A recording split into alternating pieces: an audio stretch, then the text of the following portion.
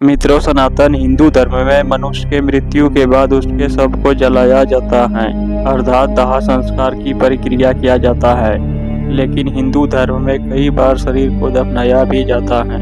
हिंदू धर्म में बच्चे या साधु का दाह संस्कार न करके उसे दफनाया जाता है। साधुओं के शव को दफनाने के बाद उस स्थान पर समाधि बनाई जाती है, जबकि बच्चों के शव को दफनाने के पश्चात कोई भी समाधि नहीं मिलती है। इसके पीछे का रहस्य जानने के लिए आप इस वीडियो को अंत तक जरूर देखें। नमस्कार दोस्तों, आप सभी का स्वागत है।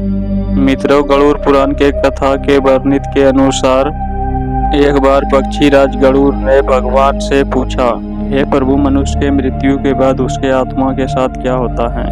ये तो आपने मुझे भली भांति समझाया, लेकिन अगर किसी स्त्री का गर्भपात हो जाए या फिर जन्म लेते ही किसी का मृत्यु हो जाए तो उस नवजात बालक के आत्मा के साथ क्या होगा? कृपया करके मुझे बताए। तब भगवान श्री हरि पक्षीराज को संबोधित करते हुए कहते हैं, हे पक्षीराज गरुड़, इस प्रकृति का यह नियम है कि जिसका भी जन्म हुआ है उसका मृत्यु निश्चित है। मृत्यु ऐसा सच है जिसे कोई भी नकार ना सके। मृत्यु नजदीक आने पर मनुष्य को अपने शरीर का त्याग करना पड़ता है। मृत्यु निकट आने पर मनुष्य को अपना शरीर का त्याग अवश्य ही करना पड़ता है और शरीर के साथ वह व्यक्ति सभी भौतिक चीजों का त्याग कर देता है।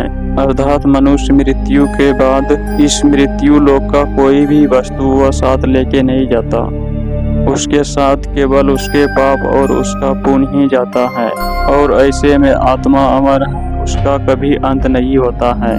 वह अपने कर्मों के अनुसार बार बार जन्म लेते हैं। मनुष्य का शरीर भी उसका अपना नहीं है, वह भी उसे ईश्वर के द्वारा ही कुछ समय के लिए प्राप्त हुआ है, जो एक दिन 5 तत्वों में विलीन हो जाएगा।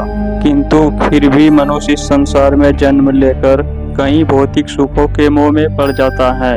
मृत्यु के बाद भी उसका उस वस्तुओं के प्रति मोह नहीं छोड़ता है और ऐसे में मनुष्य जब तक संसारिक वस्तुओं का त्याग करके संपूर्ण रूप से ईश्वर को अपना नहीं लेते, तब तक वह अलग अलग योनियों में जन्म लेकर पृथ्वी लोक पर ही भटकते रहता है।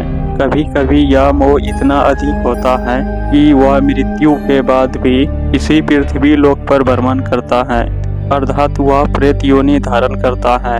यदि किसी व्यक्ति की अकाल मृत्यु हो जाती है तो वह भी प्रेत योनि में चला जाता है और प्रेत योनि में वह अपने परिवार के लोगों को ही दुख देने लगते हैं। इसी प्रकार साधु संतों में उसकी आत्मा को उनके नश्वर शरीर से कोई लगाव नहीं होता है, जिस कारण उसके शव को भी दफनाकर उन पर समाधि बना दी जाती है।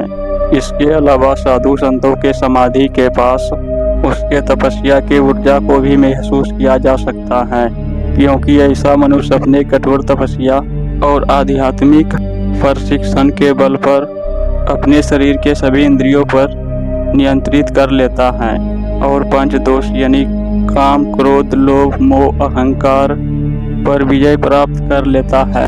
ऐसे में उस शरीर के उपस्थित आत्मा को शरीर से कोई लगाव नहीं रहता है और जब ऐसे मनुष्य की मृत्यु हो जाते हैं तो वह किसी बाधा के अपने शरीर को त्याग कर परमात्मा के पास चले जाते हैं। वही 2 वर्ष से अधिक की आयु की मनुष्य के आत्मा में मोह, माया और काम जैसे इच्छा उत्पन्न हो जाती है। जैसे जैसे मनुष्य का शरीर बड़ा होने लगता है उसके आत्मा भी मोह माया के बंधन से बन जाती है। मृत्यु के बाद भी उसकी आत्मा एक शरीर में प्रवेश की इच्छा रखते हैं और ऐसे में जब किसी स्त्री का गर्भपात हो जाता है या फिर यदि किसी बालक का जन्म के 2 वर्ष पूर्व ही उसकी मृत्यु हो जाए तो उसे जलाने के बजाय जमीन में गड्ढा खोदकर उसे दफना देना चाहिए और इससे अधिक उम्र के मनुष्य की मृत्यु होने पर उसे जलाकर दाह संस्कार कर देना चाहिए।